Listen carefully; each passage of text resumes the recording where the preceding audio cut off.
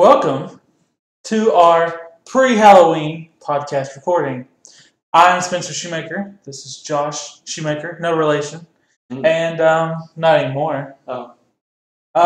We're here to talk about a few major things that are happening in gaming, but really this week is just about the big releases. There's a few big releases in the last 7-8 days, so we're here to talk about a little bit of that. A lot of that is delayed stuff, but Assassin's Creed came out, which means get your hidden blades and prepare for disappointment. We're going to start with the icebreaker. So, Josh, what have you been playing recently, lately? Well, pretty last much. Few days. Pretty much one or two games. One of them we're going to talk about. But Super Mario Maker and then Yoshi's Woolly World, the cutest thing that's ever happened on this earth ever. It's true. It's the best thing. It's cute. Yeah. Yoshi's Woolly World, I've been playing that too. And it's a lot harder with two people, like every Mario game that's co-op. So that's good that you can add challenge by just getting another person in there, kind of like Donkey Kong did. I've been playing recently because Nintendo knows how to support a handheld. I've just been going through my backlog of that was a Vita shot, by the way, because there's no first-party titles being made for the Vita anymore. But I was going through the backlog, so it's Halloween time, so I've been playing a little bit of Dimension, which is a DS game that's getting a 3DS remake. I've been playing Luigi's Mansion Dark Moon because I realized I didn't finish that game, but I played a butt ton of it. I never finished it either. Chibi Robo, Ziplash, I finished up getting all the costumes and leveling up my amiibo to diamond status. So that's the final for that. And I'm done with that game. Put 27 hours into it, into a platformer. That's a lot of time. Yeah. Like that puts it in my top 20 playtime for 3DS games. And that's about it. Replayed Gone Home, which is about a 2-hour game. It's creepy, but it's emotional. If you played it one time, it feels like a survival horror. If you replay it, it feels like a completely different game. So it's on Steam, Gone Home. Great looking game as far as just the feel of everything. It's just in a house. It's just amazing how they do it. And explore everything, and it makes things a lot scarier. Also, we're about to talk about it too. Fatal Frame, been playing that. Fatal Frame launched on the Wii eShop. First 3 levels are free. So, instead of buying something like Zombie U and then realizing I am too chicken to play this kind of game, I got to play the first 3 levels of Fatal Frame and realized I'm not too chicken for ghosts. Zombies, okay, but these ghosts killed themselves once before. Oh, it can't be too hard to take out. It takes place on Suicide Mountain. When a developer lets you play so much of a game for free to really decide if you like it, that shows that they have a lot of confidence in the product they made. Battlefront. Yeah. They have so much confidence they're willing to charge you $120 for that effing game. That's some confidence right there. Oozing confidence and greed. But we'll jump into the review roundups. Basically, Assassin's Creed Triforce Heroes came out on a Friday. Weird decision for both of them to do it. Nintendo's been doing the Friday releases. Assassin's Creed, I don't know exactly what they were doing. They were oozing confidence because they decided to still charge for DLC, even though they should have done some kind of free format for that because of the last game being so terrible. But this game, it's mixed. I mean, there's with the overall reviews, and let me point out, reviews are nothing but a singular person's opinion that doesn't have any kind of experience more than you do. If you're a gamer, you've been playing games, I'm 27, I've been playing games since I was 5. There's people that write these editorials and these game reviews that are younger than me, that have less experience, that don't have the well-rounded experience that I do. You know, they only play Nintendo games, they only play PlayStation games, they only play Xbox games, they've never touched a PC. Like, if you want to listen to someone's opinion, you need to listen to your friends, the people you actually play with or have similar interests with you. You shouldn't rely on just some person who gets paid to write an opinion. Or there's a new way to do it. Back in the day, it would be rent the game, see if you like it. Now, go on Twitch or YouTube Gaming. Yeah. Watch people play it, and you can find ones that are spoiler-free where they'll skip through cutscenes because the gameplay is what matters. The story shouldn't be why you buy a game. It should be the experience. Unless it's something like Heavy Rain. Yeah. Then it's kind of all story. But nowadays, you could actually just watch that game. Yeah. There's a reason why Smash Brothers left out the story mode because, Sakurai was like, well, you can just go to YouTube and watch it. So why would I even make it another one? Yeah. Fair point. Yeah. That's why I'm not getting a PS4 for Until Dawn. I really want to play Until Dawn, but I kind of accidentally watched it on Twitch. I just got sucked into it. It was really well done, but all it is choosing dialogue. There's no real gameplay, so whatever. With Assassin's Creed, it got everywhere between 5 out of 10 and 9 out of 10. You saw it all over the spectrum. GameSpot gave it, I believe, a 9 out of 10. IGN gave it a pretty decent score, like 8, 8.3. And then there's some other ones. I don't hold GameSpot or IGN in any better regard than the normal YouTubers that just do their kind of thing, showing you some of the game and then giving it a score based on what they think. And I don't have a link to any kind of writers because as Rock Band developers proved this week, everyone is corrupt. Everyone. These developers went on Amazon and they posted positive reviews about Rock Band. I can't even find Rock Band in a store. Not because it's sold out. I work in a retail store. It's because no one got shipped any of them. Guitar Hero, tons of it. And they've got like 16, 32 feet in any store paid to have it there. Rock Band doesn't care. But Isn't that illegal? Is there anything actually against that in legislation? They're not getting in trouble. They basically went in and edited it to let people know, oh yeah, I'm a developer from the game. So they went and edited their reviews, but the damage is done, the trust is lost. Just stop, Harmonix. Just actually shut down your company. Yeah. Please. That'd be a good do us start. a favor. Like position place all of your employees that deserve position placement somewhere else and then shut down. But Assassin's Creed and Triforce Heroes, actually, Triforce Heroes came out, and it kind of got the same kind of mix. You've got people that gave it a 5 out of 10, people that gave it a 9 out of 10. It's got a big spectrum. Totally different games. Assassin's Creed dropped the online element. Zelda pretty much purely picked up the multiplayer element. Yeah. You play this Triforce Heroes game by yourself, it can be fun, but it's not the reason why you want to buy this. This is a game that you want to buy to play online. It doesn't do that balance as well as, say, Monster Hunter. Monster Hunter is a grind-fest online game. Yeah. But no matter how far you get in the online, you can always go back to single player and have completely enjoyable experiences. Yeah. Well, I mean, even with the maps the missions that are mainly made for online, you can do yourself and do just fine. Triforce Heroes, we played with the Take the Studios artist, Melina Wilson, and it was an overall torturous experience. Not because the game's not fun. The game's great. And the communication system is great. Because like Star Wars Battlefront, Triforce Heroes doesn't have online chat built into the game. So local play, it's fine. Online play, I did play some online during the demo before this game even came out, and I was already sold. This is great. This is the way you do it. There's a lot of different icons, and it blatantly tells what you need done. Come over here, throw me, shoot this, or whatever. No, yay, whatever. Yeah, and it's all color-based. Yeah. Blue, red, green. And, people complained, why can't you do this, this, and this? Why can't you have this, this, and this? Like different characters, they're all links. You can't have a Zelda, you can't have a Ganon or something like that. And that's minor quibbles. This is based on Four Swords. Four Swords was 4 links. So This is kind of a take on that, built on the engine of A Link Between Worlds. So the art's fantastic. It runs at 60 frames a second, which Call of Duty can't do on PS3 and 360. It looks really great. It plays fun. The music's really good. The boss battles are exceptional. Very, very exceptional. Teamwork is key. If you hiccup in teamwork against a boss battle, you ain't living. So you said it was, what was the adjective you just used to describe it? Torturous? Torturous. With you. And yes. Okay. That is not to mean that the game itself is torturous. It's just that he doesn't work very well when playing with other people. Okay. You kept grabbing us and throwing both of us off. Well, I thought it was fun playing with other people. I know how to play with people. I don't get upset when someone doesn't do exactly what I want them to do. This is the worst. You're lying. He's lying right now. Assassin's Creed, I saw the trailer for it. The trailer looked great. And that's it. That's where I stopped. I'm not making this mistake twice. I'm not buying this game at launch. I bought Unity at launch.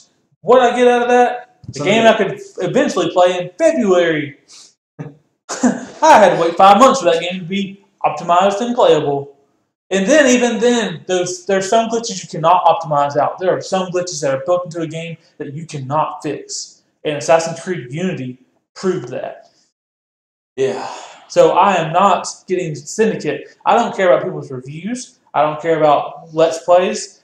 If there's a game developer that I can't trust, and Ubisoft made too many mistakes in a row that I just cannot trust them. They made mistakes with Splinter Cell. Their online community was completely broken before it even launched, and they took too long to fix it. And I tried really hard to like that. Oh, yeah, because it looked incredible. The ideas, the gameplay was incredible when you could play. Watch Dogs, liars. Just liars. Like Donald Trump oversaw that project. What else was there? Assassin's Creed Unity. There was Watch Dogs. Rayman Legends was delayed, and then it was released on all platforms, and it had kind of lost its luster. Yeah. By the time that had happened, and that was annoying. Not completely. The best game they'd come out with in the last couple of years was actually, besides Assassin's Creed Black Flag a couple of years ago, was Child of Light, which was like their own version of an indie project that just kind of got a little dream team and put that game together, and it was really well done. So I was happy to see that. Now let's move on to Yoshi's Woolly World, because we have played that extensively as well. Assassin's Creed, the verdict's out. I'm not even touching it until Steam sales, Ubisoft sales, whatever. Humble Bundle. I don't care. Wherever it's on sale. Greenman Gaming has it right now. If you own a PC, you don't own Assassin's Creed, but you're really tempted to get it, the best deal you're going to get in 2015. What year is it? 2015. Yeah. Yep. It's the Marty McFly thing. I've had 10 months to get used to it being this year. Whatever. If you have a PC, you want to get Assassin's Creed, Greenman Gaming, 35% off right now. There's some codes you can find online. And if you've already bought from them before, they probably sent you an email. 35% off is not bad. That's probably the best deal you're going to get in this year, because I don't think it's going to hit Black Friday sales hardcore from the leap sales. Anyway, move on to Yoshi's Woolly World, the game that you get free with that $60 amiibo. Yes. I've never played a Yoshi game, and now since playing Yoshi's Woolly World, I am very dissatisfied with myself that I never did. Because it is the most adorable thing on this planet. It is. Nothing will ever beat it. I think Yoshi's now God. And well, Pooch, the dog Pooch, is the best thing. I didn't know that creature existed before. Now I love it. But the gameplay, not just the art style, that is amazing, the cutest thing ever. But the gameplay is kind of, I felt, casual, slow-paced, I guess. But it was adventure or exploration-based rather than time-based. Yeah. It felt easy playing the game, but it was also very fun to play the game for the exploration and the co-op. Now, Melina also claims I don't play very well at that game with her. I know it's a lie. I play great. She just doesn't like it when I turn her into an egg or a yarn ball and throw her at things. But it's probably one of my favorite Nintendo games for this entire year, actually. Basically, the way I see platformers, they fall into two spots. They fall into the time-based, speed-oriented, action-packed, Mario, Donkey Kong, that kind of stuff. Shovel Knight somewhat falls in there. Even though those have elements of exploration, hidden areas, hidden secrets, it's not the focus of the game. Then there's the other side. There's Kirby, Yoshi, and now Chibi Robo. They can keep that a platform, and that's fine. Because Chibi Robo actually copied a lot of stuff from Yoshi.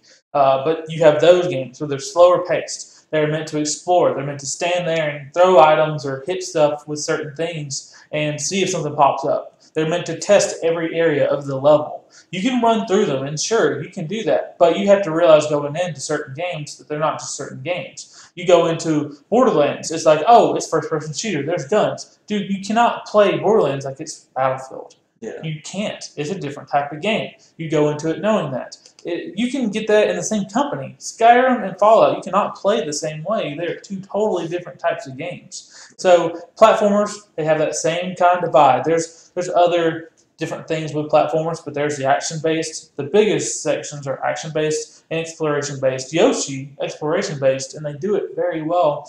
And this is the first Yoshi game where they actually give you a reason to explore. Like, it's always to 100%, the completionist problem that exists in a lot of gamers and people in general. But the fact that you collect 5 different bundles of yarn and they create a new costume for your yarn Yoshi. Basically, it's like unlocking the trapped souls of Yoshis within each level. And you free a Yoshi soul with every 5 out of 5 you've got. But in one level. It's not just like your huge collection, each 5 you get a thing. You have to get all of them in each level. Yeah. And that's actually pretty neat. The amiibo support is actually pretty fantastic. They all get, besides Pokemon characters and Chibi Robo, they all get their own costume for the amiibos. Yes. And some of them are really well done. Some of them realize, oh, these people are way too intricate to really work into a costume. Like, say the Fire Emblem characters or Shulk. They look good, but you can tell they're not made for that. When you get someone like King Dedede or Kirby or Sonic. Sonic's my favorite of the amiibo costumes. I think Ganondorf is actually pretty well done. The coloring's done in all the right spot, and he has pretty intricate coloring throughout his body. Yeah. And I think they did that one really well. The amiibo support, as I talked about last week, it's the no friend zone. It's basically you don't have a friend, get an amiibo, it becomes your second player, and it mimics the buttons that you hit. So that's neat. I mean, it doesn't cost against your lives when the amiibos die. And you can save your own patterns to them, so you can take them over to someone else's house, or you can just make sure every time you tap that amiibo, it's got a certain pattern to it when it enters a level. So you could explore every level as Link and Zelda. If you wanted to, Mario and Luigi. Yeah. Mario and Luigi. Sonic. And that's pretty well done. Yoshi got very mixed reviews. It didn't get any great reviews. A lot of people claiming it's too easy, but I don't think those people 100%ed it or played multiplayer. This is not a game that's supposed to be challenging as a single player. It's just not. I can go through and I can collect all the yarn Yoshi pieces if I'm just playing by myself. But if I'm playing with someone else, it becomes harder. Timing is different. And then, of course, if you're trying to collect every single flower and every single piece of yarn, that becomes a daunting challenge. Yeah. Especially once you unlock the secret levels. Every world has a secret level, and they're the hardest things ever. Yeah. So hard. Like all the Miiverse comments on them will be, why is this level so hard? Well, because this is a secret one. Everyone knows in any platformer, your secret worlds or your secret levels are your hard levels. They're the ones that really give you a challenge. Yeah. Or in New Super Mario Bros. 2, the DLC. But we'll move on from our impressions of all the new releases. Actually, wait, one more. Fatal Frame. That Fatal Frame, go download it on the Wii U. And there was something I wanted to mention about it. Japanese voice acting. I really wish that Nintendo of America would embrace Japanese voice acting more and just put subtitles. But I feel like the American anime culture really, they gravitate towards dubbed more because it's just easier to watch. But some of these Japanese games that get ported over don't need that voice acting done to where a lot of it becomes text and then you get the some voice acting. That's annoying. Leave it Japanese. Let me hear their real emotions. Because is the English voice acting of what you downloaded, is it bad or? It's not bad, but Japanese voice acting is always better. If it's made in Japan and they do the Japanese voice acting, it's always going to be better. No matter what you're watching. Dragon Ball Z, whether you're watching Soul Eater, anything. It's always better in Japanese. I don't watch a lot of animes, but the 3 or 4 I have watched don't like the American voice acting. Any product that's made in a particular language is always better in that native language. Yeah, I'd rather just read it. It doesn't take anything from the horror element. The mood is set perfectly, so I don't have to worry about the voice acting. But there was a lot of people clamoring for more English voice acting through it, and I just think that's annoying. No, leave it alone. Fire Emblem, if they had the Japanese voice acting, maybe they could have a full voice acted game, something like that. But, I mean, American voice acting is okay, but when it's a story-driven game with 3D cutscenes and stuff, just let it stay Japanese. But we'll move on to something else that's horror. Horror for the developers, horror for the fans, horror for everybody. That's Dead Island 2. As most of you know, it was canceled. For lack of a better term, delayed indefinitely or canceled. The former developer, Jaeger, they have the head of them has basically come out and he's spoken out about what happened and what happened with the disagreements. Basically, he's saying it's catastrophic that it got delayed or canceled, which is true. If you work on a game and you're almost done with it, it's very catastrophic. But that's happened so many times in gaming history that whereas the developers may think that they were really close to being done, the people overseeing the project that wanted a certain polish on the game and certain build maybe didn't see anything there. First off, for for this developer to say that it's devastating for everyone to lose this game, I don't think he played Dead Island 1. Dead Island 1 was okay, but that's enough. You're done. Just leave it alone. There's a lot of zombie games out there, and there's a lot of them that are doing it better than you. Dying Light. Yeah, and they didn't even make a whole lot of sales either. Yeah, and they hit a weird month. February, them versus Evolve is what it became. They kind of cannibalized themselves and allowed Majora's Mask 3D, a 3DS port of a 1999 or 2000 game, and Monster Hunter 4, a delayed port of a Japanese franchise that's not necessarily huge in America. Both those games outsold this Dying Light. But with this, what some developers need to realize is that they have to get a certain polish. Not every publisher wants to rely on day one patches, like Assassin's Creed. Yeah. They rely on that heavily. And then hopefully it fixes everything. If there's a lot of bugs with something, and then a developer says, no, I can fix it, we can get that patch out day one, you've got one of two choices, yes or no. And obviously this publisher chose no, which I applaud them. I'm not going to because of the mic, but I applaud them. I love it when a game gets delayed to make sure everything is perfect on it, like Star Fox or Zelda. And I really think it takes a lot of guts to cancel a project. These publishers have already invested all this money. These people don't get paid when the job is done. These people get paid by the hour. And so for the fact that the publisher said, you know what, we don't believe this is going to make it. We don't believe this is going to be an enjoyable experience. We're going to have to cancel the project, and I'm sorry. That's great. That's really strong-willed publishing. Yeah. And I'm really, I don't wish that more games get canceled, but I do wish more games would get delayed or be turned away from yearly franchises. You know what I'm talking about, so that you can get all the bugs right. Don't cheat the customer. These are $60 games. In North America is your prime selling point. We're your biggest market for whatever game you're trying to sell, besides maybe some JRPGs. We're the biggest market. So for you to try to cheat us out of $60 in North America, where our economy is still down and people are still on that poverty line, but they still love gaming. Gaming takes them away from their everyday life. $60 is a big investment. It's usually one game a month or every 2 months, and that's it for their entertainment budget for a lot of people. Do not give us broken crap. Yeah. Do not give us broken games, please.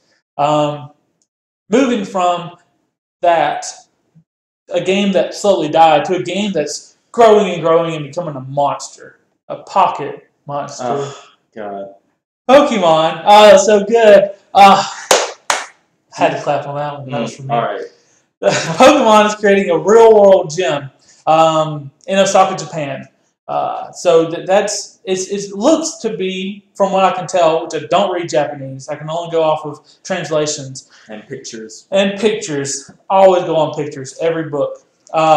Basically, they've created this kind of like an arcade Pokemon gym. So it's basically an arcade themed around Pokemon, where you've got a lot of different games that they've created that look like they could be ported to mobile games, which would be along the lines of their strategy right now. And what they do is you train up, you level up, and then you can actually earn items for your real Omega Ruby or Alpha Sapphire Pokemon games through 3DS, which is really incredible.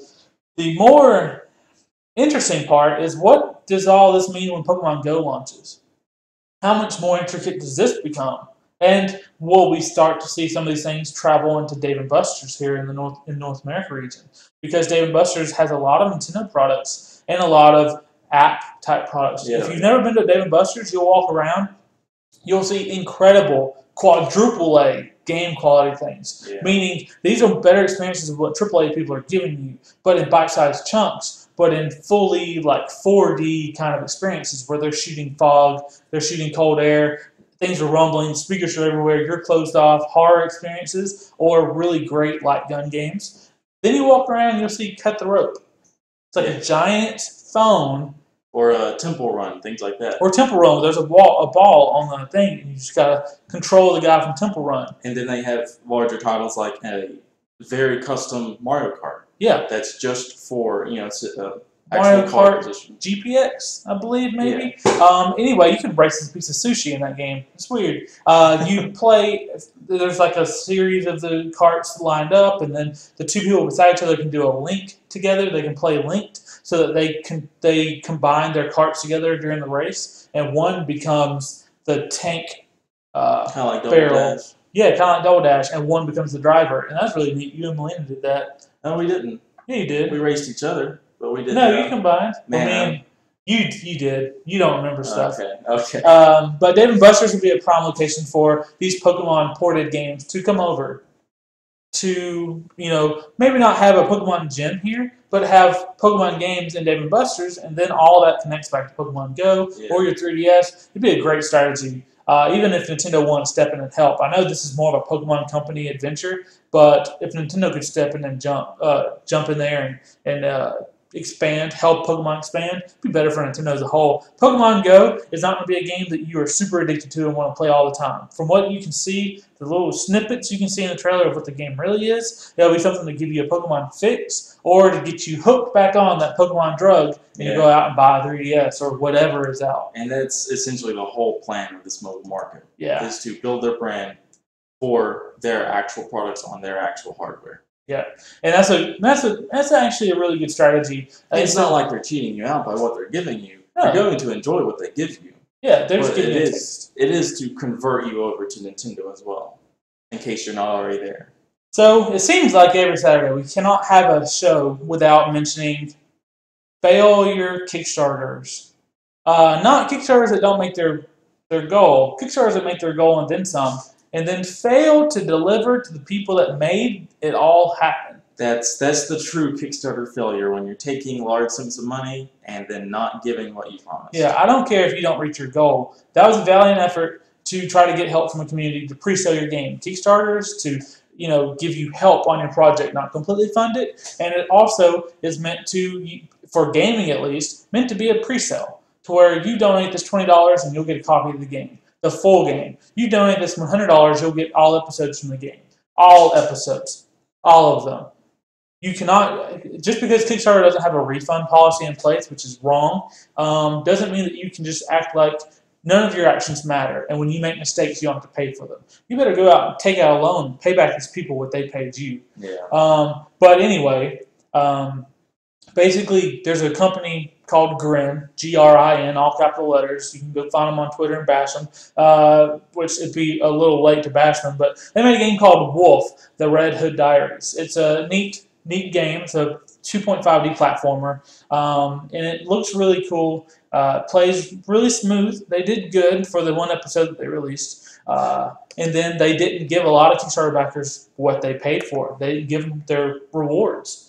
And no one got the full game because they didn't make the full game. Well, then they decided, we're just bankrupt. We're not going to be able to do anything. And I think we reported on this. It was a couple months ago. They went bankrupt, and now they can't do anything for you. Well, luckily, there are some people that are publishers or developers in the gaming community that believe in gaming and don't believe that wrong should go unheard. So the Sniper Elite devs, Rebellion, they decided, let's purchase all of this. Let's get this game, and then let's get the backers what they deserve. Let's get them their rewards. They went so far as to say that all physical rewards will be sent to the backers, even if they have to make it themselves. Wow. Which is great. So not only are you going to get the game, but all of those backers are going to get their physical rewards, and possibly better. Man, that's great. How much did they have to pay for that IP? No one reported it. It was probably cheap. I mean, the people went bankrupt. Yeah. Their IP is apparently not worth anything. Yeah, it shouldn't. But that developer and developers like it should not go without punishment. It's unfortunate Kickstarter still doesn't have any kind of protection for the backers in place. Do they have a policy where if someone doesn't fulfill what they got funded for, they cannot make another Kickstarter again? Do they even have that? I'm sure, but by then, if you couldn't fulfill it, then you weren't successful with your Kickstarter in the first place, so why won't you do it again? Yeah. Speaking of Kickstarter, pulling up the numbers right now, Friday the 13th, the game is on Kickstarter. You can go find it. It's a real game that looks really good. If you didn't hear our last podcast, It's a game I fell in love with, especially it being Halloween time. Getting the spirit, help donate to this game. It's looking for a goal of $700,000. It has reached over $500,000 with 20 days left, which is great. And a Friday the 13th game, basically it's like Evolve, but not built behind paywalls. And overall, it's a better situation. 7 versus 1. One person gets chosen as Jason. The other 7 play archetypes of different movie characters, like the nerd, the edgy guy, the jock, the girl next door, whatever. And those 7 have to work with each other, choose whose strength they're going to use to either defeat Jason or escape Jason, and work together while avoiding Jason, who's trying to murder everyone. But not always just working together. Sometimes your escape route only allows a certain amount of people. There's 7 camp counselors. Yeah. A boat holds 2 people. So you eventually, unless only 2 survive, you're going to have to start killing each other to see who gets off over the lake. You're going to have to be that douche from the Friday the 13th remake that cheated on his girlfriend, then ran away from everybody. But really, really great. Sean Cunningham is basically an associate director, if you will. He gifted the license to the developers, and he's kind of overseeing the project a little bit. Tom Savini is overseeing the character design and the death design. Kane Hodder is the motion capture for Jason. If you don't know who Tom Savini and Kane Hodder are, Tom Savini did all the special effects for all the Friday the 13th movies and for the Night of the Living Dead movies. He created all the deaths. He is the master of death.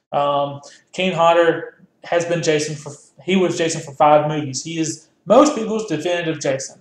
He's a motion capture for Jason. And then you've got the composer of the Friday the 13th series who's doing the music. This is literally the best hard Dream Team game you could ever think of. Everything you could have for the game is officially there from the creators. It's great. Go back it. $30 gets you a copy of the game. $30 for Xbox One, PS4, or PC. And this would easily be seen as a AAA game. One, of course, it has the name, but the quality of the game looks AAA.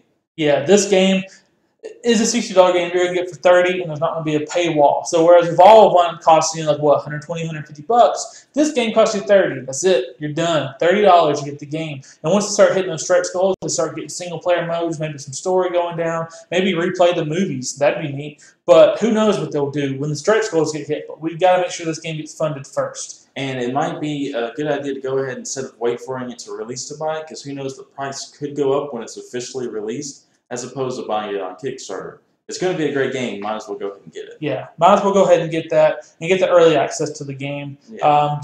There's other tiers. You can get the digital soundtrack, which is going to be incredible. Where you can get exclusive art, get your name in the credits, all kinds of stuff. Yeah. So that's pretty neat. Moving on from a game trying to get funded to a team in gaming just trying to get someone to buy them. That's the best transition I can come up with. League of Legends team Impulse. They put themselves up for sale. I think they broke it to GameSpot. But they put their team up for sale. Now, they've been in the LCS, and I think they were in the summer split, and they lost to Cloud9. And so they're not like your best team, but they are a team nonetheless. They're up for sale. You can go to GameSpot and look for that article, and they put their email address to offer there. But it's kind of if this were to break to the normal media, it would make esports seem like a regular sport. Yeah, more so than there's already been that kind of this movement of things happening in the esports industry that's starting to really get people to look at it as if it is. It's Talladega weekend. What you know about NASCAR is beer, rebel flags, racing in circles, Rex, Dale Jr., and they wear patches all over the uniform. You turn to esports, they're the exact same thing. They've got all the sponsors all over them, just like the WNBA. Esports is more of a legitimate sport than some minor sports. Definitely can bring in more money. Yeah. No one sees esports, that crowd, as catering to a minority of people to just kind of have that kind of side project to make a few people happy. Yeah. They are a legitimate force. I would bet that they bring in more money than, say, some golfing tournaments that Tiger Woods don't attend. Than a lot of WNBA teams, unfortunately. and certain Olympic sports outside of the Olympics. If not all Olympic sports outside of the Olympics. How many times Greco-Roman wrestling doesn't happen just once every 4 years? How many times do you watch that stuff? Just saying. Just saying. So esports is more legitimate than people realize. Hopefully, when people see this, they'll think, "Oh, this team's on sale," kind of like the Oakland Raiders every other year.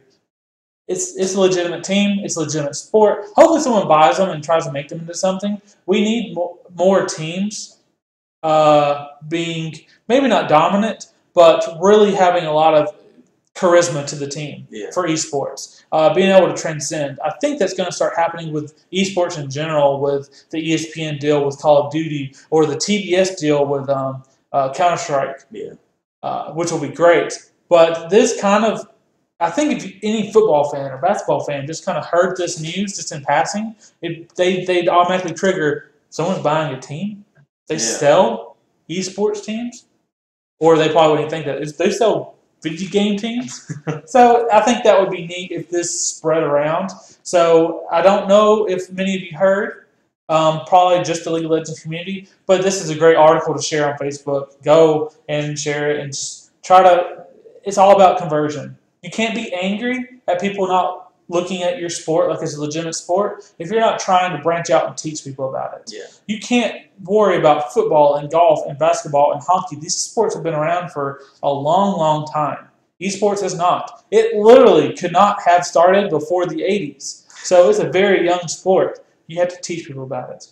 So just try to spread the word on anything esports, and it will help the entire gaming community. Oh, yeah. Entire gaming community. So, Fallout 4 is upon us. November 10th. Yes. November 10th, people. I'm replacing this with a Pip-Boy. That is the day the Messiah comes. That, for some people, that's true. So, Fallout 4, if you haven't noticed, they've taken over the world. Basically, they have a lot of pre-order bonuses in various spots. I know if you pre-order the Xbox One Fallout 4 bundle from GameStop, you don't get a customized Xbox One, but you get a faceplate that's customized. And it looks just like that image of the dog standing there and the guy getting into the armor suit, the power armor suit. Also, if you pre-order on Steam, you get a Dota pre-order where the announcer is a Mr. Handy, which is neat. It's just a neat little bonus. But then make the mistake. Go ahead, make the mistake of going to the Bethesda store and looking at how much money you need to buy all the stuff you want. They have everything from Vault 111 leggings to cardigan sweaters to sterling silver necklaces to snowboards to hoodies to action figures. And messenger bags. I love the messenger bags. There's so many messenger bags. There's Monopoly. They have a Vault-Tec one. They have a new California Republic, a Pip-Boy one. And one other. Do they have an Enclave as well? They have Brotherhood of Steel. Brotherhood of Steel, that's what it was. But they also have freaking dresses. Yeah. They have dresses, Fallout-themed dresses. They have Fallout Vault Boy thumbs up handbag set with a clutch. They have so many different things. They have an Xbox One controller that sold out like that. Oh, and it's a great looking controller. I don't go crazy over custom controllers, but this one I really did love. Would you play Fallout 4 on your PC with a controller if you had the controller? No, I actually couldn't. I can't play first person shooters with controllers though. No, because there's no accuracy there. There's no accuracy if you're using a controller. Yeah. Especially on PC when you can easily point and click and dead.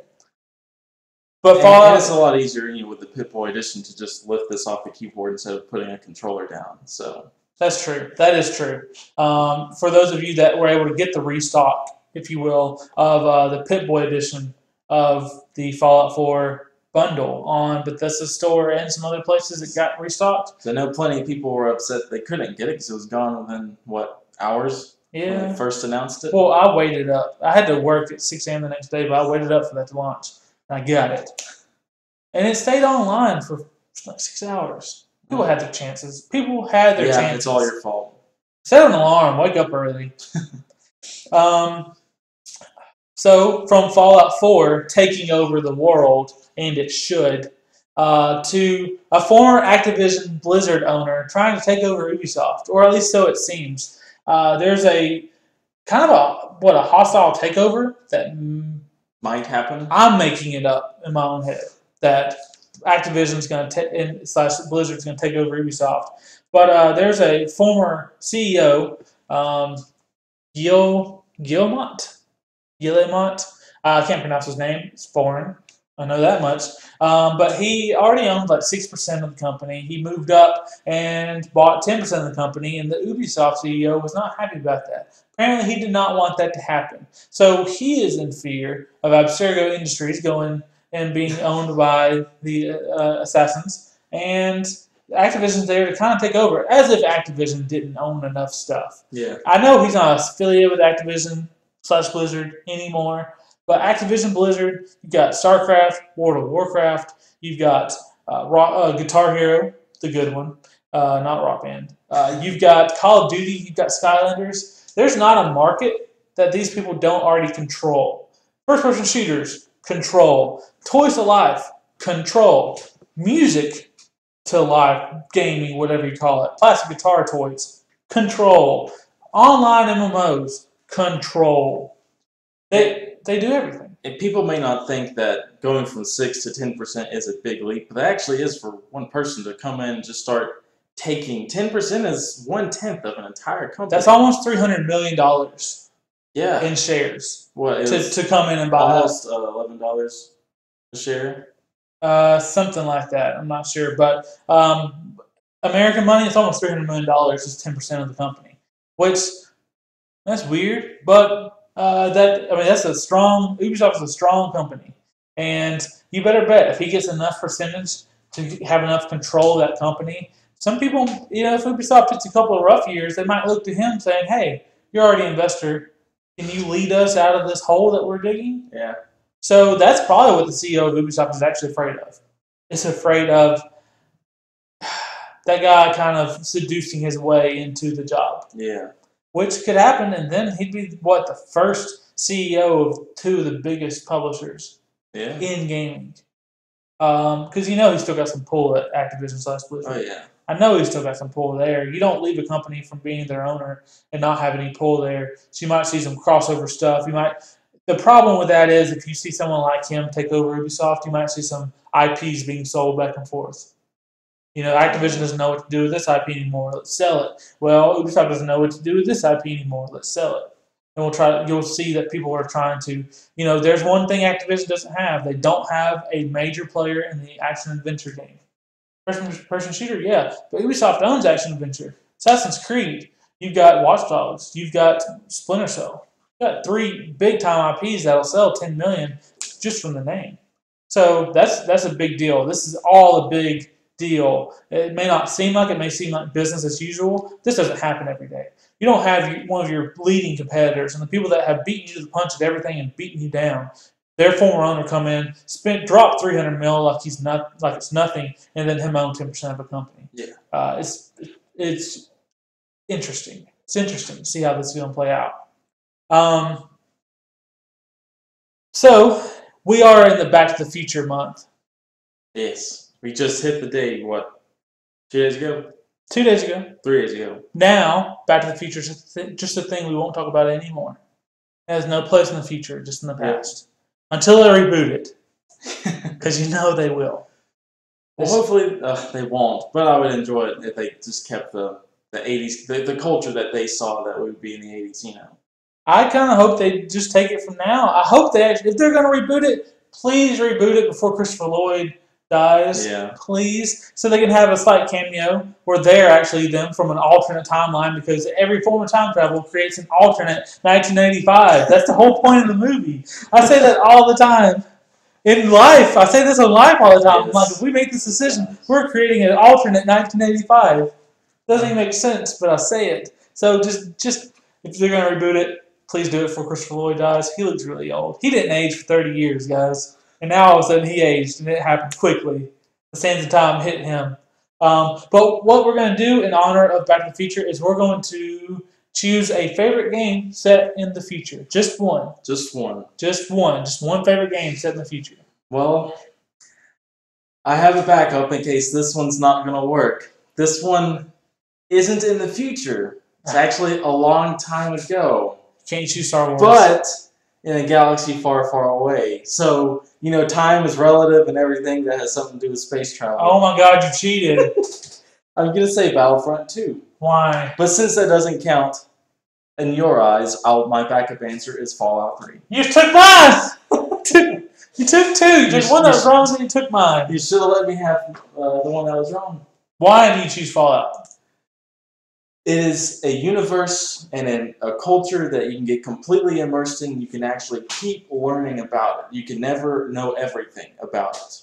It's actually like studying sociology. You really get into it that deep, or you can get into that deep, and I do.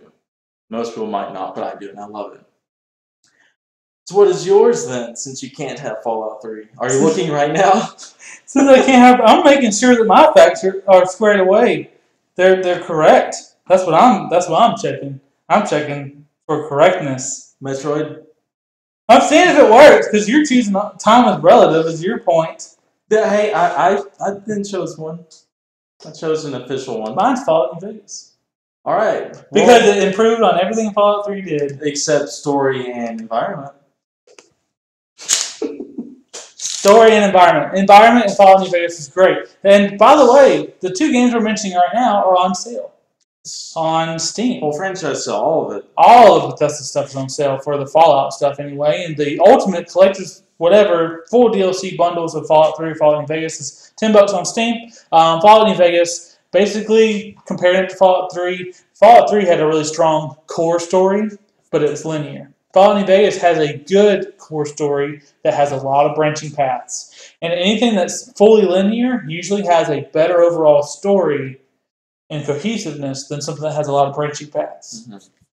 That's the way it is. Now, they did improve on the friend communication when you have a follower.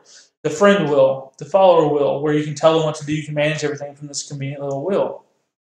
Also, there were a few more perks. Ultimately, the fight between the Brotherhood of Steel and the Enclave was cool, and the Super Mutants kind of getting on the Brotherhood of Steel as well. Fallout New Vegas referenced those a lot, but brought back an older group, the NCR, the New California Republic, and had them fighting against a new force, Kaisar's Legion. And then you had the Brotherhood of Steel hidden in a bunker, living in a bunker, only sending like one person out to get food, and a few more teams getting supplies and food. And that one person that you saw in the game, you could actually recruit them as a follower. Then the Enclave was there, like 4 or 5 members. And one of your followers unlocked a storyline where you could gather them up. And basically all your decisions with all the different factions could lead to them helping you in the fight at the end of the game, which is really great. You've got the Boomers, who were a vault full of explosives and people. And they blew their way out of it by blowing up the Overseer, took Nellis Air Force Base, and then they kind of just held up there and used their explosives to fight off anything. They had a very well-guarded structure. No one was coming through there. So what he's saying is Fallout 3 was better. Fallout New Vegas, I love. Fallout New Vegas, I love. I'm just trying to give a brief and long descriptive rundown of the factions. This game is great. The voice acting is great. Well, we're coming up near the end of our hour, though. No, we're not. The main villain of Fallout New Vegas is Chandler Bing from Friends. Top that. Okay. Done. Give the plugs. You give the plugs. You give the plugs. I don't know all the plugs. Follow us on Twitter, Pinterest, Instagram, SoundCloud for the podcast, the audio version of this. YouTube, Take the Studios. Just type Take the Studios in any of them, you'll find us. Or you can go to our website, takethestudios.com, where you have all the links conveniently there. Also, follow Tyler Oliver, who's not here today. He is Wizard Soup, at Wizard Soup on Twitter, YouTube. And on YouTube, it's Wizard Soup Gaming. Also, make sure you go to our blog, takethisblog.com. He writes articles for us. He does reviews. He does news and stuff like that as well. And also, I'll post some articles on game dev, and Spencer will post his opinions about things he hates and, his soapbox and everything. Spencer's soapbox. Alliteration is important. Also, Happy Cat on YouTube. The Happy Cat. And Happy with an IE instead of a Y. Make sure you subscribe to her. She has a lot of cool stuff. She has a Let's Play channel. Then she has a channel where she gives tutorials and stuff on game development. She also has this community game development project called the Happy Makers. She has a subreddit that she manages it through, like the versions that are updated. Because like every day it goes to a new person, they add something, whatever they want. They use Reddit and Twitter to cross-communicate with each other. Also, next week we will start a really awesome giveaway. Yes. Next week is Halloween, which also is the end of days before the holiday season. So we decided we're going to do a giveaway that will be PC indie games, and it will be commonly over $400 worth of games. There's a lot of games. We'll have the full list to show you next Saturday on Halloween, so you can see all of the great value of it. Did you say how much it was? Over $400. Over $400 value. I just said that. Okay, I wasn't listening. Great. So make sure you're there next week to see that and all of our other gaming news. Thank you for listening to us.